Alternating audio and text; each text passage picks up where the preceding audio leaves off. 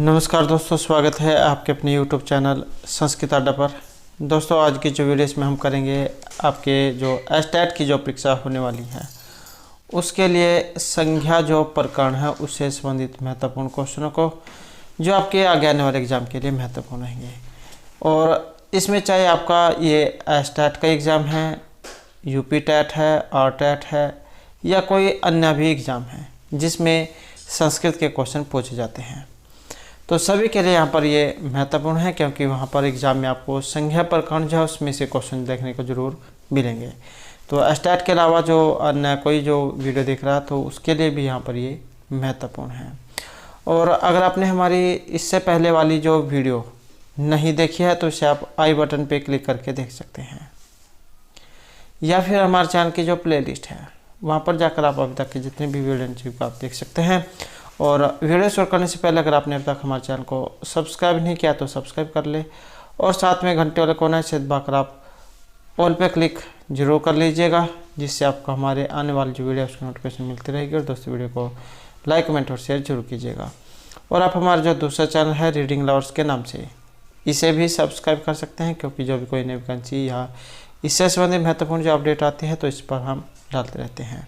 इसका लिंक और हमारा जो टेलीग्राम ग्रुप है, इन दोनों का जो लिंक है वो आपको इस वीडियो के डिस्क्रिप्शन में मिल जाएगा, तो वहाँ से भी आप हमारे चैनल पर पहुँच जाओगे। तो महत्वपूर्ण अपडेट जीके क्वेश्चनों के लिए आप इस चैनल को सब्सक्राइब जरूर कर लीजिएगा। तो यहाँ पर पहले जो हमारे यहाँ पर ये संस्कृत वर्णमाला से संबंधित कुछ महत्वपूर्ण जानकारी है कि किसी भी भाषा के सम्यक ज्ञान के लिए व्याकरण जो होती है इसकी आवश्यकता होती है। व्याकरण जो है इसी से आपके जितने भी शब्द है ये सभी बने हैं।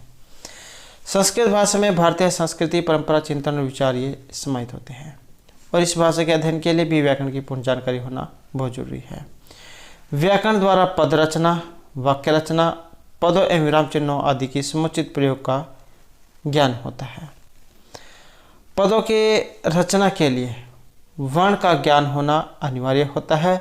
भाषा की सबसे छोटी इकाई वर्ण है, तो यहीं से हमारे क्वेश्चन शुरू हो जाते हैं। भाषा की सबसे छोटी इकाई कौन सी है, तो ये वर्ण होती है। और इन वर्णों का जो समूह है ये वर्णमाला कहता है। तो वर्णों का समूह क्या होगा? वर्णमाला। संस्कृत वर्णमाला में 13 स्वर, 33 व्यंजन। और वर्ण दो प्रकार के होते हैं, स्वर और व्यंजन। अब ये जो स्वर है ये देख सकते हैं आप यहाँ पर, ये व्यंजन देख, ये आपके स्वर हैं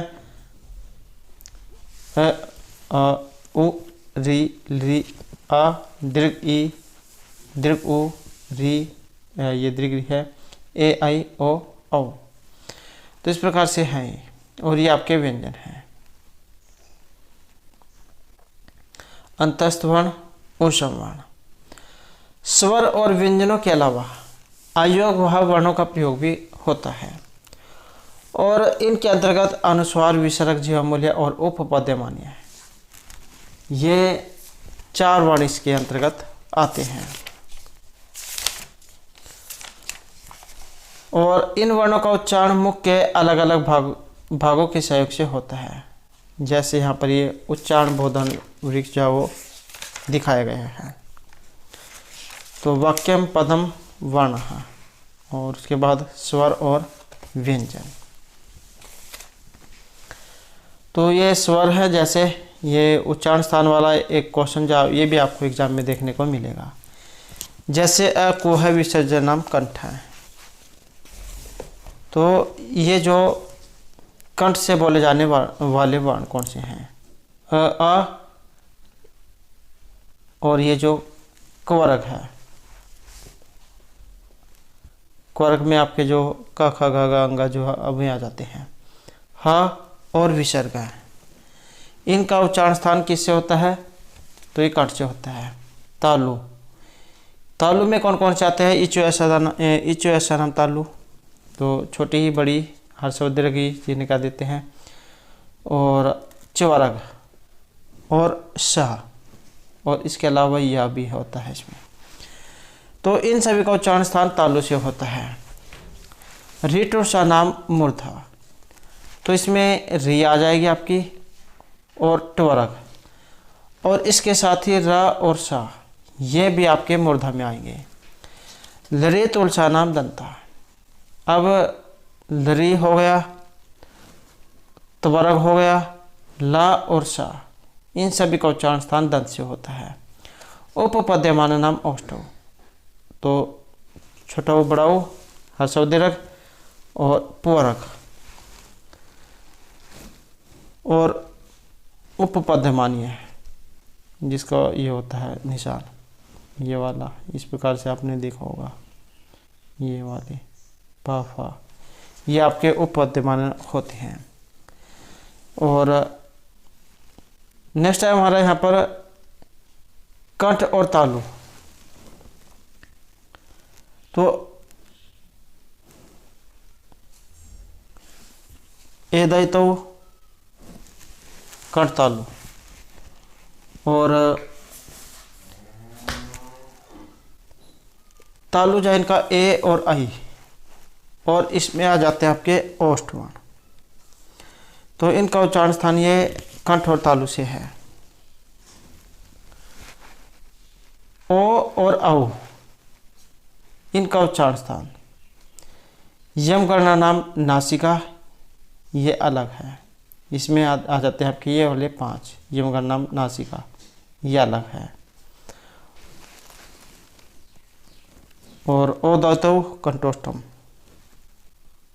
ए दैतौ कंठतालु, ओ दैतौ कंठोष्ठम, तो इनका कंठ और ओष्ठ से है।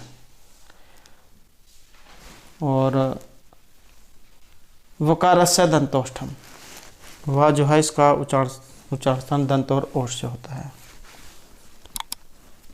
तो इस प्रकार से यहाँ पर ये इस प्रकार से यहाँ पर ये उच्चारण स्थान आपके। नेक्स्ट है यहाँ पर पद से। वाक्य की रचना पदों के संयोग से होती है, और ये 2 प्रकार के होते हैं, तिगंत और शुभंत। तो इसमें आपने ये जो संज्ञा प्रकरण है, इसमें एक सूत्र पड़ा हुआ, शुभ तिगंतम पदम, शुभंत और तिगंत उनकी पद संज्ञा होती है, तो वो यही है यहाँ पर। तो जो तिगंत है, तिगंत से मतलब लिया गया है जो जिन क्रियावाची शब्दों के धातु रूप चलते हैं वे तिगंत पद कहलाते हैं, धात्वी। तो ये जो धात्वी जो होती है ये तिगंत होती है, तिप्तसी वाली, जैसे गस्ती, पढ़ती, लिखती, ये वाली। और शुभंत, जिन पदों के शब्द रूप चलते हैं उन्हें शुभंत कहा जाता है, जैसे आपके ये राम, मुनि, भानु, नदी आदि के जो शब्द रूप हैं। शुभंतों के सर्वनाम विशेषण आदि भेद होते हैं। नेक्स्ट हमारे यहाँ पर ये कुछ सूत्र है, वेरी वेरी इंपॉर्टेंट है, क्योंकि एग्जाम में जो है इन्हीं में से पूछा जाता है। तो सबसे पहले जो यहाँ पर ये शिव प्रत्याहार है, महेश्वर सूत्र जिन्हें कहा जाता है। आई उण रील रिक एवं एओ छवरट लण यमगणम जब्या गड़गस जब गड़दस खप छटट चढ़तौ कप्या सस्सर और हल। तो इस प्रकार से ये महेश्वर सूत्र हैं, और ये महेश्वर सूत्र कितने होते हैं? 14, और इन्हीं से प्रत्याहारों का निर्माण होता है। प्रत्याहार कितने हैं? तो कुल प्रत्याहार 44 बताए गए हैं, और आचार्य जो वरदराज दीक्षित है उनके अनुसार 42 माने गए हैं। तो अब जब आप एग्जाम में देख लेना उसमें जा क्या ऑप्शन दिया गया होगा। और प्रत्याहार संज्ञा करने वाले जो सूत्र हैं यहाँ पर, तो ये है आदिर अंत्यहीन संहिता। और नेक्स्ट क्वेश्चन है यहाँ पर त्रिमुनि से, वेरी वेरी इंपॉर्टेंट है, क्योंकि आपने देखा होगा प्रीवियस जो एग्ज़ाम था स्टैट का, उसमें भी इस प्रकार का एक क्वेश्चन आया हुआ था त्रिमुनि से। तो त्रिमुनि कौन कौन से हैं, या प्रथम में कौन सा है, मध्यम में कौन सा है, सबसे अंतिम कौन सा है, इस प्रकार भी आपको देखने को मिल सकता है। तो इसमें देख सकते हैं आप यहाँ पर सबसे पहले महर्षि पाणिनि है, उसके बाद कात्यायन, और उनके बाद आ जाते हैं पतंजलि मुनि। तो इस प्रकार से क्रम है, सबसे पहले नंबर के पाणिनि हो गए, दूसरे के कात्यायन, तीसरे के महर्षि पतंजलि मुनि। नेक्स्ट हमारे यहाँ पर क्वेश्चन आया है, तो यह है अष्टाध्यायी से। महर्षि पाणिनि जो है इन्होंने अष्टाध्यायी लिखी थी, और ये जो अष्टाध्यायी है ये किस में है, ये भी क्वेश्चन एग्जाम में आ सकता है। तो अध्यायों में है, अध्याय कितने हैं? 8 अध्याय हैं, और प्रत्येक अध्याय में क्या है, 4 पाद हैं। तो अध्याय कितने हैं, 8, प्रत्येक में 4 पाद। तो इस प्रकार से कितने हो गए, 32 पाद। और नेक्स्ट है यहाँ पर, तो ये भी हो गया 32 पाद है। नेक्स्ट जो यहाँ पर आ जाता है हमारा सूत्रों का, सूत्र कितने हैं अष्टाध्यायी में। तो इसमें जो है लगभग 4000 जो सूत्र है वो इसमें बताए गए हैं। तो आप देख लेना एग्जाम में क्या दिया गया, 4000 दिया गया होगा, तो यही आपने सी आंसर करना होगा। और एक आता है यहाँ पर इसमें सूत्र के बारे में, प्रथम सूत्र कौन सा है और अंतिम कौन सा है। तो प्रथम जो सूत्र है ये वृद्धिरादेश है, वृद्धिरादेश, ये वाला जो आपको वृद्धि करता है, वृद्धि संज्ञा, वृद्धिरादेश। और अंतिम कौन सा है, तो जो लास्ट वाला जो है अंतिम, अंतिम आ जाता है आपका अ और आ, ये वाला, तो ये आपका अंतिम है। और अब है यहाँ पर ये सूत्र पूछे गए हैं। सूत्र कितने होते हैं, ये भी एग्जाम में क्वेश्चन आ चुका है पहले। तो ये जो सूत्र जैसे सूत्र ये 6 बताए गए हैं। और जो यहाँ पर 6 सूत्र जो आए हैं संज्ञा सूत्र, तो ये अधिकार सूत्र हो गया आपका, परिभाषा हो गया, विधि हो गया, नियम हो गया, अतिदेश हो गया, और ये संज्ञा सूत्र हो गया। तो इस प्रकार से जो है यहाँ पर ये 6 इसमें बताए गए हैं। नेक्स्ट है यहाँ पर किन आचार्यों के मत में सूत्र 7 प्रकार के माने गए हैं। तो किन आचार्यों के मत में सूत्र 7 प्रकार के माने गए हैं, तो ये निषेध सूत्र हैं। नेक्स्ट है यहाँ पर महर्षि पतंजलि, पतंजलि मुनि को शेषनाग जो है इनका अवतार माना गया है। इन्होंने महाभाष्य लिखा था और महाभाष्य में भी 8 अध्याय और 85 जो आहनिक इसमें बताए गए हैं।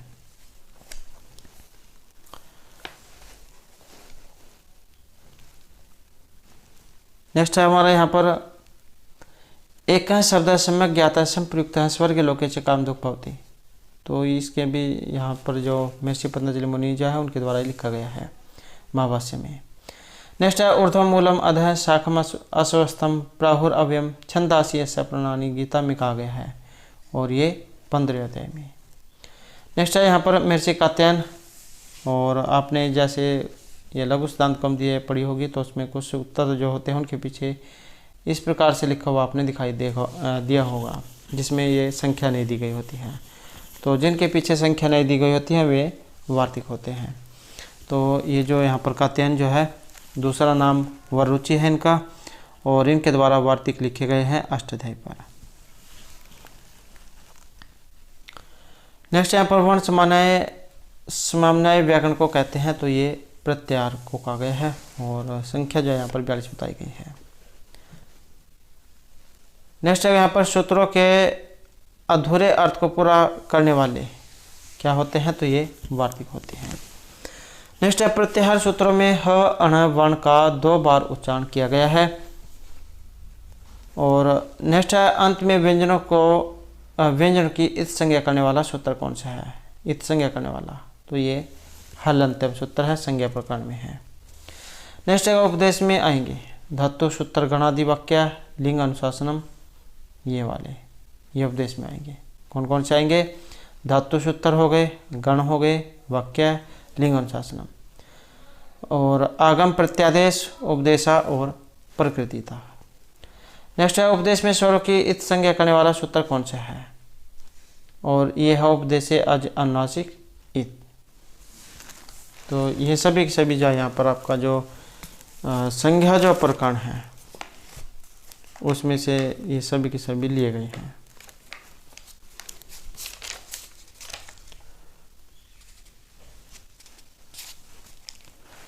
नेक्स्ट है यहाँ पर विद्यमान की आदर्शन संज्ञा करने वाला सूत्र, और यह है आदर्शनम लोप है, प्राप्त करना सुना जाना लोप संज्ञा वाला हो, अर्थात शास्त्र द्वारा जिसका स्वर्ण प्राप्त हो उसके स्वर्ण ना होने को लोप कहते हैं। तस्य लोप हैं, आदर्शन में लोप हैं, ये सभी के सभी लोप करते हैं। हलंत्यम इत संज्ञा करता है। नेक्स्ट है यहाँ पर प्रसक्त का जो अर्थ है क्या लिया गया है, और इसका जो अर्थ है ये विद्यमान जो है इससे लिया गया है। नेक्स्ट है इत संज्ञा का फल क्या होता है, तो इत संज्ञा का फल होता है लोप हो जाना। नेक्स्ट है इत संज्ञा होने पर उसका लोप करने वाला जो सूत्र है ये है तस्य लोप है। उस इत संज्ञा का लोप हो अर्थात हलंत्यम उपदेश से अज अनुनासिक इत इत्यादि सूत्रों से जिसकी इत संज्ञा होती है। तो जिसकी इत संज्ञा होती है हलंत्यम और उपदेश से अज अनुनासिक इत इन सूत्रों के द्वारा, तो उनका तस्य लोप है ये लोप करेगा। नेक्स्ट है हर्ष और दीर्घ प्लुत संज्ञा करने वाला सूत्र कौन सा है, तो यह है उ कालो अज हर्ष और दीर्घ प्लुत है। तो ये क्या करेगा, हर्ष और दीर्घ प्लुत करता है। एक मात्र, द्विमात्र और त्रिमात्र इन तीनों उकारों के उच्चारण काल के समान उच्चारण काल है जिसका, वह अच क्रम से हर्ष और दीर्घ और प्लुत संज्ञा वाला होता है। तो ये हर्ष और दीर्घ प्लुत होता है, आपने पढ़े होंगे, जिसमें एक बोलने में एक मात्रा का समय लगता है, दो मात्रा का या इनसे ज़्यादा लगता है, जैसे हे ओम, हरे ओम। तो इस प्रकार से ये हर्ष और दीर्घ प्लुत बताए गए हैं। नेक्स्ट है तालु आदि के ऊर्ध्व भाग से निष्पन्न या उत्पन्न अच या स्वरों की उदात्त संज्ञा करने वाला सूत्र कौन सा है। तो यहाँ पर आपने याद रखना है ऊर्ध्व का मतलब क्या होता है। ऊर्ध्व का मतलब होता है ऊपर के भाग से। तालु आदि से सभाग्यु स्थानीय से ऊर्ध्व भागे निष्पन्न अच अनुदात संज्ञा से याद। तो ऊपर के भाग से होगी उदात्त संज्ञा, तो ये तो करेगा आपका ऊंचे उदात्त है। और नीचे के भाग से हो तो इसमें करेगा नीचे अनुदात है। कि तालु आदि के अधो भाग से उत्पन्न होने वाले अच या स्वर की अनुदात संज्ञा करने वाला जो सूत्र है ये नीचे अनुदात है। कि कंठ तालु आदि सखंड स्थानों के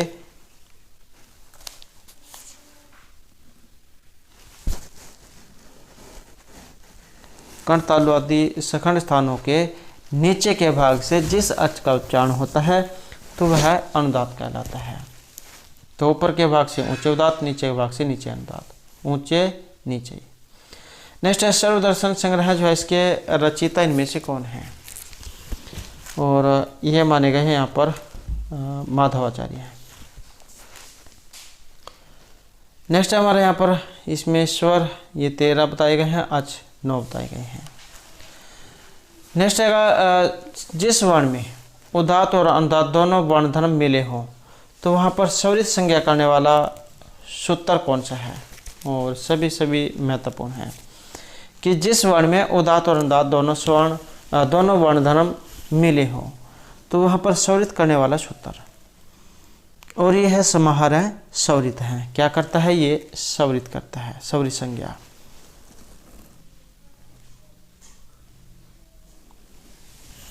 नेक्स्ट आएगा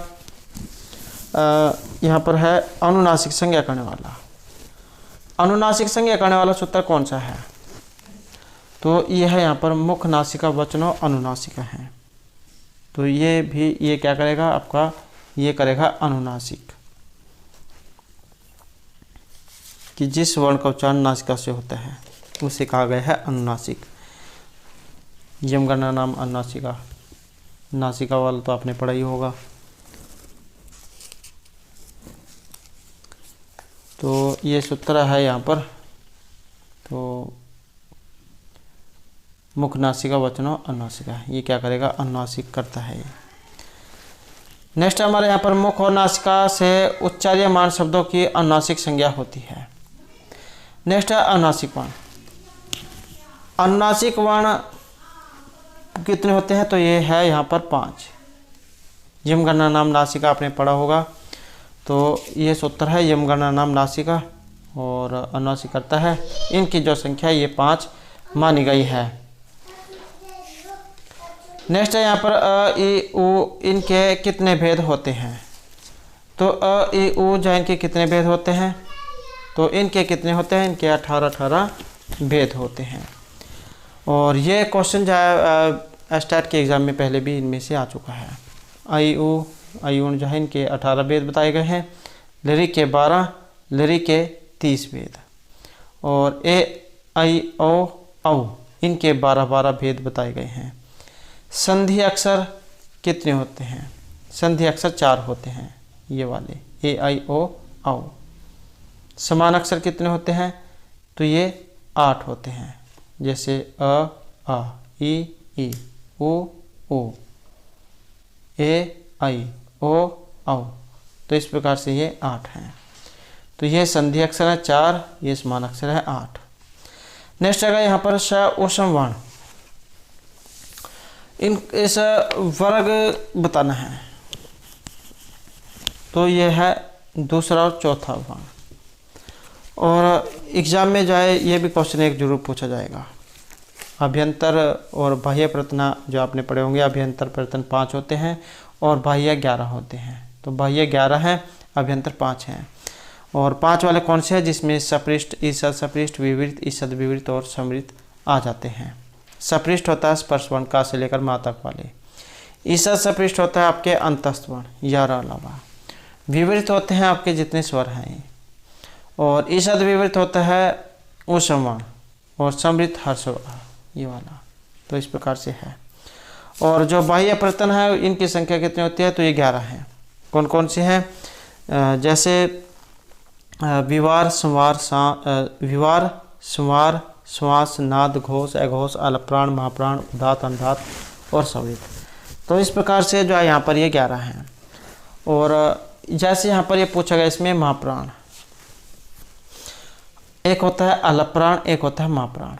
अलप का क्या मतलब होता है? थोड़ा कम, कि जिसका बोलने में हमें कम समय लगेगा अलप्राण, और जिसका बोलने में हमें ज़्यादा समय लगेगा अलप से तो वह महाप्राण। अलप्राण जो है इसमें वर्ण आ जाते हैं आपके पहला, तीसरा और 5वां। ये आपने याद रखना, ये अलप्राण में आते हैं पहला, तीसरा, 5वां। और जो महाप्राण है इसमें दूसरा और चौथा वर्ण आता है। और जो विवार, श्वास, अघोष है इसमें पहला, दूसरा और घोष में तीसरा, चौथा, 5वां। ऐसे ही उदात, अनुदात, संवृत है, इसमें स्वर आ जाते हैं। नेक्स्ट जगह यहाँ पर रक्त वर्ण, ये कहा गया है अनासिक वर्णों को, यमगणनम को। नेक्स्ट है अर्धस्वर, अंतस्थ वर्ण, 11 अलावा, ऊष्म वर्ण और यह आपके शश हा। और सब ये जो स्पर्श वर्ण है इन्हें सपृष्ठ कहा गया है। और अंतस्थ वर्णों को ईषद सपृष्ठ, स्वर को विवृत और ऊष्म वर्ण को ईषद विवृत कहा गया है। और जो हर्ष होता है ये वाला, ऐस वाला, तो इसको समृत कहा गया है। नेक्स्ट है यहाँ पर पश्च स्वर होते हैं। तो पश्च स्वर इनमें से कौन से हैं? तो पश्च स्वर यहाँ पर ऊ जैसे माना गया है। केंद्रीय मध्य स्वर अ को, अर्धविवृत ए औ को, अर्ध समृत ए ओ को, लुंठित है र और उत्क्षिप्त है ड और ढ। तालु और अभ्यंतर प्रतन जिन वर्णों के समान होते हैं उनकी स्वर्ण संज्ञा होती है। और ये सूत्र है तुल्यस्य प्रतनम सवर्णम। तो ये क्या करता है आपकी, ये स्वर्ण जो संज्ञा है वो करता है तुल्यस्य प्रतनम सवर्णम। तालु अधिष्ठान और अभ्यंतर प्रतने दोनों जिस वर्ण के समान हो वे वर्ण परस्पर स्वर्ण संज्ञा वाले हो। तो री और री वर्ण इनकी स्वर्ण संज्ञा होती है। ये भी क्वेश्चन पहले एग्जाम में आ चुका है। नेक्स्ट है यहाँ पर मध्य सिद्धांत कौमुदी या लघु सिद्धांत कौमुदी। तो इनके रचयिता जय वरदराज दीक्षित हैं। और सिद्धांत कौमुदी इनके हैं भट्टोजी दीक्षित। रामचंद्र इनके द्वारा रचित है प्रक्रिया कौमुदी। और कौंड भट्ट इनकी है व्याकरण भूषण सार। नागेश भट्ट इनकी है व्याकरण सिद्धांत लघु मंजूषा। नेक्स्ट है हर वर्ग के 5वें वर्ण और अपने अपने वर्ण का उच्चारण स्थान तो ग्रहण करेंगे लेकिन नासिक्या भी कहलाएंगे। नेक्स्ट है संस्कृत वर्णमाला में वर्णों की संख्या। तो ये आप देख लेना जो है उसमें ऑप्शन में क्या होगा, या तो 63 होगा, 64 होगा, इस प्रकार कुछ दिया गया होगा। नेक्स्ट है यहाँ पर यतन या प्रयत्न प्रकार के होते हैं। तो जैसे कि हमने पहले पढ़ा अभ्यंतर प्रयत्न, बाह्य प्रयत्न, अभ्यंतर 5, बाह्य 11 होते हैं। नेक्स्ट है यहाँ पर सपृष्ठ वर्ण सपृष्ठ मतलब स्पर्शवर्ण का से लेकर मा तक जो बताए गए हैं। ईषद सपृष्ठ या फिर अंतस्थ वर्ण या अलावा, ईषद विवृत या ऊष्म वर्ण श विवृत जो स्वर होते हैं इसमें, समृत जो हर्ष होता है। नेक्स्ट है यहाँ पर बाह्य प्रयत्न 11 होते हैं। तो इसमें देख सकते हैं आप अब जो व्यवहार समास है घोष है इसमें कौन कौन से आते हैं। तो इसमें पहला और दूसरा अक्षर आ जाएगा, वर्ण आ जाएगा, और जो आपके ये स ये वाले आ जाएंगे। और वेरी वेरी इंपॉर्टेंट है, आप इसे जरूर याद कर लीजिएगा, चाहे आप लिख लीजिएगा। उसके बाद समानार्थ घोष आ जाते हैं इसमें, और इसमें तीसरा चौथा पांचवा वर्ण आ जाता है, और यार अलावा ये वाले आ जाते हैं। और अलग प्राण पहला तीसरा पांचवा, और इसके में जो अंतस्थ वर्ण होते हैं यार अलावा। महाप्राण इसमें दूसरा चौथा है, और श ये वाले आ जाते हैं। उदात्त दात जो इसमें आपके जो स्वर हैं वो आ जाते हैं। नेक्स्ट है हमारे यहाँ पर क ख प फ, इनको क्या कहा जाता है। तो ये भी क्वेश्चन जो है पहले आ चुका है। तो एक होता है जीवमूल्य और एक होता है उपपदमान्य। तो यहाँ पर जीवमूल्य जो है इसमें आ जाते हैं ये क ख, और उपपदमान्य में आ जाते हैं प फ। नेक्स्ट है यहाँ पर उदित, तो ये जो को छोटो तो जो है इनको ये कहा गया है, और इसमें ओ जो है इनकी इत संज्ञा होती है इसलिए इन्हें उदित कहा गया है। नेक्स्ट है यहाँ पर उदित संज्ञा करने वाला सूत्र, और उदित संज्ञा करने वाला सूत्र कौन सा है, तो ये रहेगा अनुदित च वर्ण से च अ प्रत्यय है, कि जिसका विधान न किया गया हो, ऐसा अण और उदित स्वर्ण को संज्ञा का बोधक होता है। जिसका विधान न किया गया हो ऐसा अण और उदित स्वर्ण संज्ञा का बोधक होता है। अर्थात अविद्यमान अण और को चोटो तो पो, यह उदित जहाँ पर प्रयुक्त हो उनसे उनके स्वर्णों का भी बोधक होगा। तो ये को चोटो तो पो जो है इनको उदित कहा गया है, क्योंकि इनमें हर्ष उ इत होता है।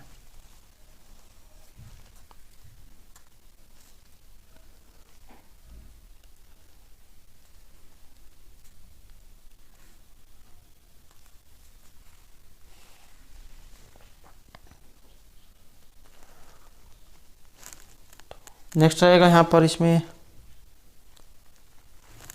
तो नेक्स्ट है यहाँ पर वर्णों के अत्यंत समीपता की संहिता संज्ञा होती है।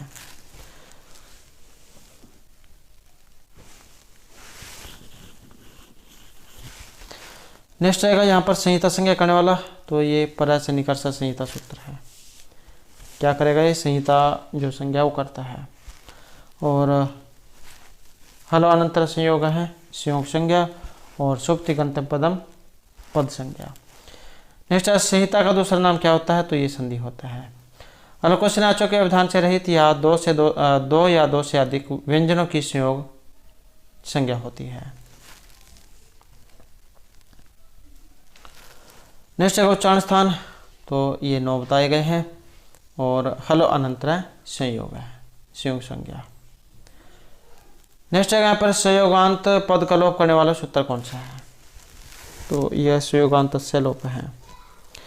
नेक्स्ट है शुभंत और तिगंत की पद संज्ञा करने वाला सूत्र, तो यह है शुभ तिगंतम पदम। शुभंत और तिगंत जो इनकी क्या होगी पद संज्ञा।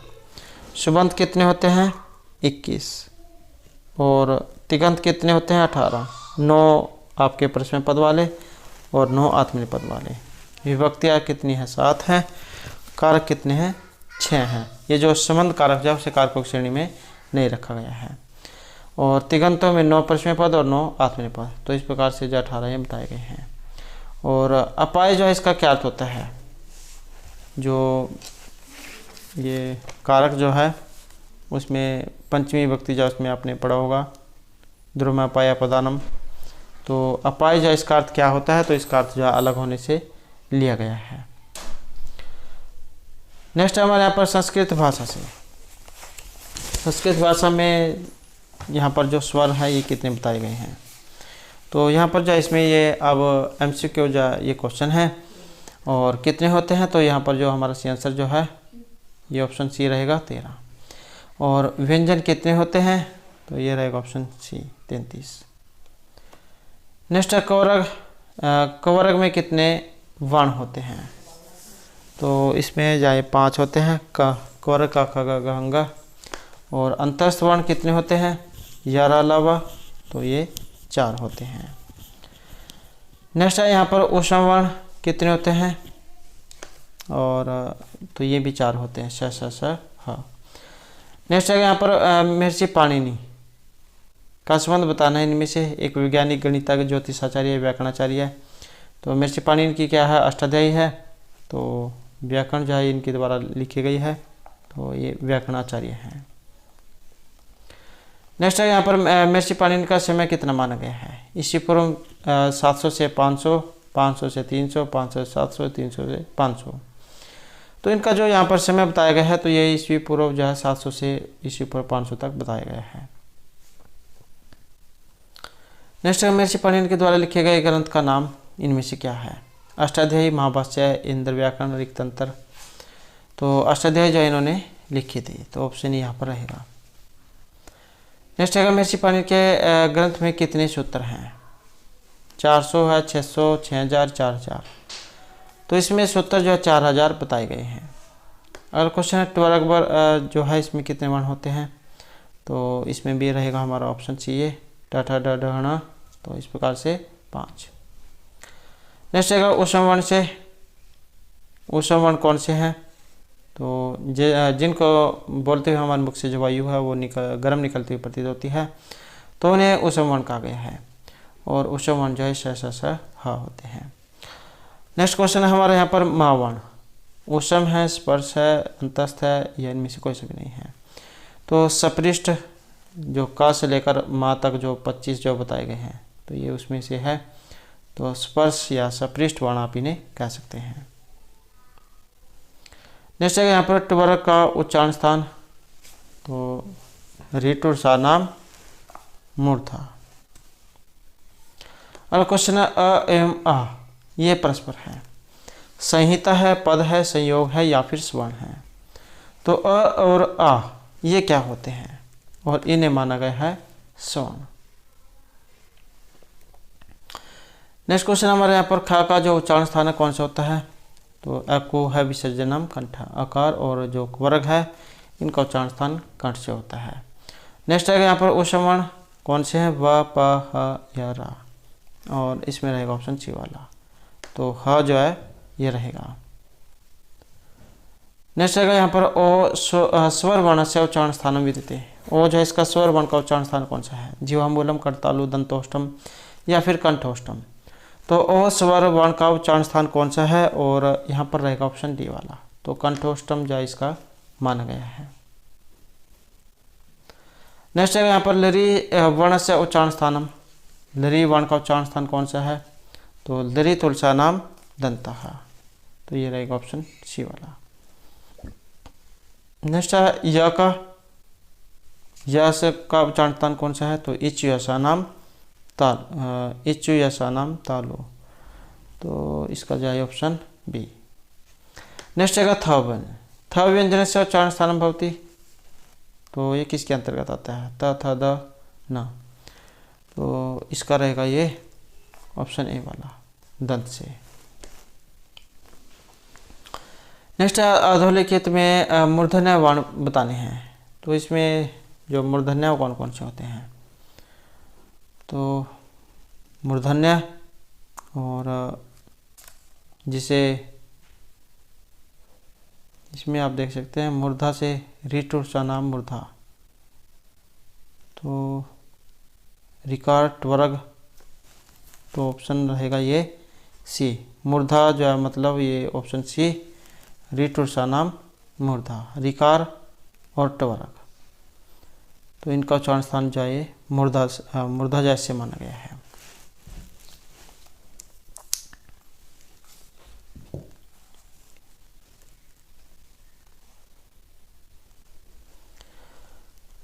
नेक्स्ट है यहाँ पर वकार से उच्चारण स्थान। वह जो है इसका उच्चारण स्थान होता है। वह किसे बोला जाता है? तो वकार से दंतोष्टम। वह से जब हम बोलते हैं तो हमारे दांत और ओठ दोनों से ये बोला जाता है। तो इसका आंसर ऑप्शन बी यहाँ पर रहेगा। नेक्स्ट है यहाँ पर ईषद विवृत प्रयत्न वर्ण शक्ति। ईषद विवृत कौन से होते हैं? तो यही क्वेश्चन इसी प्रकार का आपको एग्जाम में देखने को मिलेगा। तो ईषद विवृत प्रयत्न वर्ण, और यह है ऑप्शन बी वाला। तो ये जो स ये है। नेक्स्ट है यहाँ पर सौरा नाम अभ्यंतर प्रयत्नम किम। समृत विवृत ईषद सपृष्टम या सपृष्टम। तो अभ्यंतर प्रयत्न, और ये होते हैं विवृत। नेक्स्ट अगर निम्नलिखितेषु वर्णेषु ईषद सपृष्ट वर्ण चेतव्या। तो यहाँ पर ईषद सपृष्ट जो वर्ण है वो बताने हैं कौन से होते हैं।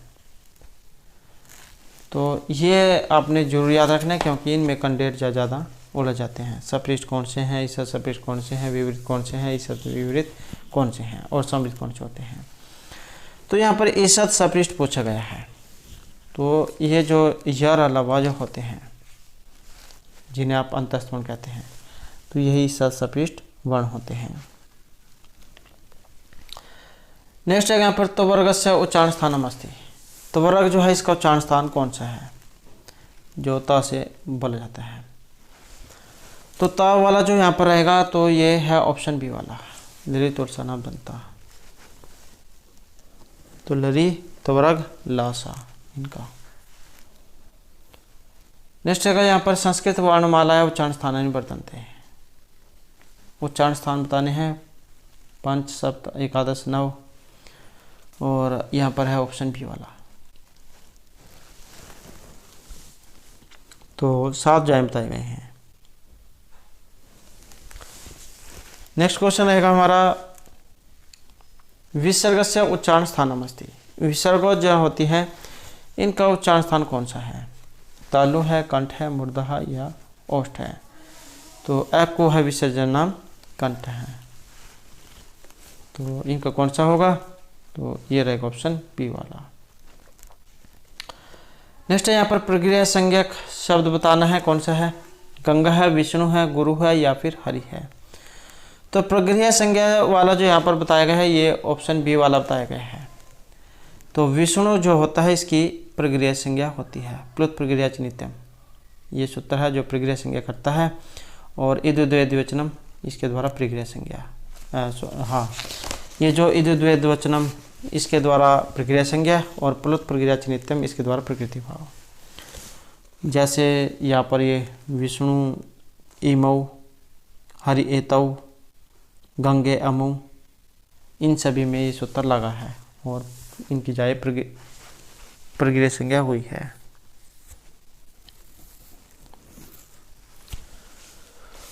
नेक्स्ट क्वेश्चन रहेगा हमारे यहाँ पर संस्कृत व्याकरण इत संज्ञकस्य किम भवति। इत संज्ञक क्या होता है? लोप है, वृद्धि है, विपर्य है, या फिर आगम है। और ये जो इत संज्ञा करने वाले सूत्र जो हमने पहले भी जैसे शुरू में पढ़े थे, और इसमें रहेगा ऑप्शन ए वाला। तो इस संज्ञा का मतलब क्या है? ये लोप से लिया गया है। नेक्स्ट हमारे यहाँ पर लघु सिद्धांत कौमुदी अनुसार अभ्यंतर प्रयत्न कति विधा भवति। अभ्यंतर प्रयत्न बताना है यहाँ पर लघु सिद्धांत कौमुदी के अनुसार। द्विविधा, पंच, द्वादश, एकादश, और इसमें रहेगा हमारा ऑप्शन बी वाला पंच। नेक्स्ट है पद संज्ञक शब्द हस्ति। फल, गुरु, हरि या लता। तो पद संज्ञा हमने पढ़ा था शुभतिगंतम पदम, शुभंतिगंत उनकी पद संज्ञा होती है। तो इसमें पद संज्ञा के ये कौन सा है? और इसमें लिया गया है ऑप्शन डी वाला लता। नेक्स्ट है मधुवरी, मधु प्लस अरि, मधुवरी, ये इसकी संधि भी एग्जाम में आ जाती है। मधु प्लस अरि, मधुवरी, इक्विवेलेंट से सूत्र जो उनसे ये सिद्ध हुए हैं। तो यहाँ पर सेता संज्ञा का वर्ण बताना है कौन सा है? व, र, ओ, अ, ध, व, या म, अ। और इसमें जो यहाँ पर लिया गया है तो ये ऑप्शन बी वाला रहेगा, ओ और अ। मधु जो है जब हम इसकी संधि करेंगे तो ये जो मधु है, मधु में ओ है, और अरि में आ है, तो ये वाले यहाँ पर कहे गए हैं। नेक्स्ट है यहाँ पर निम्नलिखितेषु संयोग संज्ञा युक्त शब्द हैं। जलद है, यमुनेश है, अम्बुद है या हरीश है। संयोग संज्ञा वाला बताना है। संयोग संज्ञा का वाला जो यहाँ पर है तो ये ऑप्शन सी वाला बताया गया है, अम्बुद है। नेक्स्ट है संस्कृत व्याकरण लोप है शब्देन वर्णस्य का अवस्था सूच्यते। संस्कृत व्याकरण में लोप शब्द जो है इस वर्ण की क्या अवस्था बताई गई है। पुनः वर्तनम, आदर्शनम, नाश है या विकार है, और यह है आदर्शनम। नेक्स्ट क्वेश्चन रहेगा व्याकरणे लोपस्य तात्पर्यम् अस्ति। व्याकरण जो होती है इसमें लोप से क्या मतलब होता है। आदर्शनम लोप है, श्रवणम लोप है, अदृश्यम लोप है या विषमनम लोप है, और यह ऑप्शन एक वाला आदर्शनम लोप है, लोप करना, गायब करना। नेक्स्ट हमारे यहाँ पर पाणिनि शिक्षा एवं वर्ण नाम संख्या वर्तते। इसमें वर्णों की संख्या कितनी है, और यहाँ पर जो संख्या जो बताई गई है तो ये 63 और 64 इनमें से बताई गई है। नेक्स्ट है यहाँ पर कात्यायन जो है, ये कात्यायनस्य कहानी संति। महर्षि जो कात्यायन के द्वारा रचित जो यहाँ पर बताना है इनके द्वारा क्या लिखे गए हैं। परिभाषा सूत्र हैं, वार्तिक हैं, या फिर सूत्र हैं। तो कात्यायन जो है इन्हें किसके लिए जाना जाता है। दूसरा नाम इनका वरोची है, आपने ये भी याद रखना है। तो वार्तिक जो उनके लिए इन्हें जाना जाता है, इस प्रकार से ये आपको देखने को मिल सकते हैं, वार्तिक। नेक्स्ट है संस्कृत भाषायां स्वराः सन्ति। संस्कृत भाषा जो है इसमें स्वर हैं, और इसमें कौन से हैं, और यहाँ पर लिए गए हैं ऑप्शन बी वाले। नेक्स्ट है यह कारस्य उच्चारण स्थानम किम। यह जो है इसका उच्चारण स्थान कौन सा है, तो ये तालु है।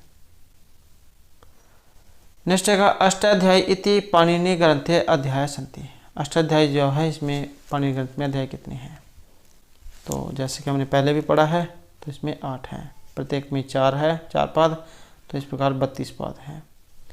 नेक्स्ट है बाह्य प्रयत्नानि सन्ति। बाह्य प्रयत्न कितने होते हैं, 4 सप्त एकादश पंच। तो बाह्य प्रयत्न कितने होते हैं, और ये 11 हैं, आभ्यंतर प्रयत्न 5 हैं। अभ्यंतर 5 है, बाह्य 11 है। नेक्स्ट है यहाँ पर यम गणनाम व्यंजना नाम उच्चारण स्थानम का वर्तते। यम गणना नाम नासिका, ये सूत्र भी है, यम गणना नाम नासिका, ये तो इनका उच्चारण स्थान नासिका से होते हैं। कितने होते हैं ये भी आ जाता है, तो ये 5 है। नेक्स्ट अगर ऋतुषा नाम क्या होता है, मुर्दा है, जीवा है, कंठतालु है या फिर कंठ है। तो ऋतुषा नाम मूर्धा, तो क्या होती है, ये मुर्दा से बोले जाते हैं। यहाँ से अगर सूत्र याद होंगे तो यहाँ से भी आप इसे लिख कर भी देख सकते हैं, अगर आपको ये नहीं पता लगता है कौन कौन से आते हैं। तो रिकाट, वर्ग, राशा, इनका उच्चारण स्थान मुर्दा से होता है। नेक्स्ट है यहाँ पर ओषम वर्ण नाम क्रमांक। ओषम जो वर्ण है इनका क्रम बताना है कौन सा होता है। तो यहाँ पर क्रम जाइए, ऑप्शन डी वाला रहेगा, स हा। नेक्स्ट है महाभाष्यकार का अस्ति। महाभाष्य के लिए इनमें से जान जाते हैं महर्षि पाणिनि, पतंजलि, कात्यायन या भट्टोजी दीक्षित। तो महर्षि पाणिनि का तो है अष्टाध्यायी, पतंजलि को जान जाता है योग सूत्र के लिए, भट्टोजी दीक्षित जो है इनके है सिद्धांत कौमुदी, और कात्यायन जो है इनके हैं वार्तिक। तो महाभाष्य के लिए कौन जान जाते हैं, तो ये ऑप्शन बी यहाँ पर रहेगा। महर्षि पतंजलि मुनि जो है ये योग शास्त्र के लिए भी जान जाते हैं, और महाभाष्य भी जो है इनके द्वारा रचित है अष्टाध्यायी पर। नेक्स्ट है यहाँ पर पाणिनि व्याकरणे स्वराः सन्ति। पाणिनि जो व्याकरण इसमें स्वर हैं, उदात्त अनुदात्त, उदात्त अनुदात्त सवरित, अनुनासिक या दीर्घप्लुत। और यहाँ पर जो लिए गए हैं तो ये उदात्त अनुदात्त और सवरित झान से लिया गया है। नेक्स्ट है यहाँ पर अभ्यंतर प्रयत्न सन्ति। अभ्यंतर प्रयत्न होते हैं, ये कितने हैं, तो ये ऑप्शन डी रहेगा। तो इनकी संख्या 5 है। नेक्स्ट है अ एवं आ, ये परस्पर होते हैं, संहिता, पद संयोग या फिर स्वर्ण, और ये है स्वर्ण। नेक्स्ट है यहाँ पर बाह्य प्रयत्न कितने होते हैं, तो ये ऑप्शन डी वाला रहेगा, क्योंकि पहले बहुत बार आ चुका है। तो ये 11 है। नेक्स्ट है यहाँ पर च वर्ग से उच्चारण स्थान भवति। च वर्ग जो है इसका उच्चारण स्थान दंत, तालु, हस्त या मुख, और इसका संबंध रहेगा ऑप्शन बी में। अगला क्वेश्चन है री जो है इस स्वर से उच्चारण स्थान वर्तते। री किससे बोल जाती है?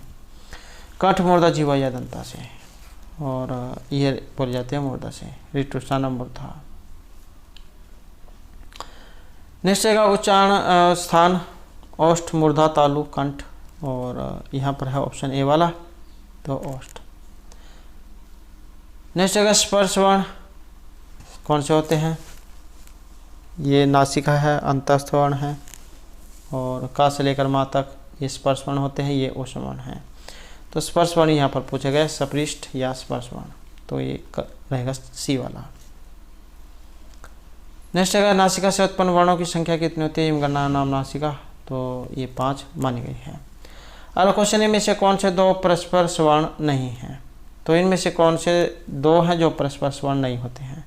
काचा, ई या दीर्घ, ई दाना, पाफा, ये दीर्घ हो यहाँ पर। तो इनमें से कौन सा एक नहीं है? और ये ऑप्शन ए वाला है, काचा। नेक्स्ट संस्कृत भाषा में व्यंजनों की संख्या है, तो आसान क्वेश्चन है, 33। नेक्स्ट ट्वर्क का उच्चारण स्थान कौन सा है? दंत है, ओष्ठ है, मूर्धा या फिर कंठ, और ये है मूर्धा, ऑप्शन सी। तो दोस्तों थे हमारे आज के यहाँ पर संस्कृत की परीक्षाओं के लिए कुछ महत्वपूर्ण क्वेश्चन जो आपके आगे आने वाले एग्जाम के लिए महत्वपूर्ण रहेंगे। और दोस्तों अगर आपने अब तक हमारे चैनल को सब्सक्राइब नहीं किया तो सब्सक्राइब कर लें, और हमारे साथ अंत बनाने के लिए धन्यवाद।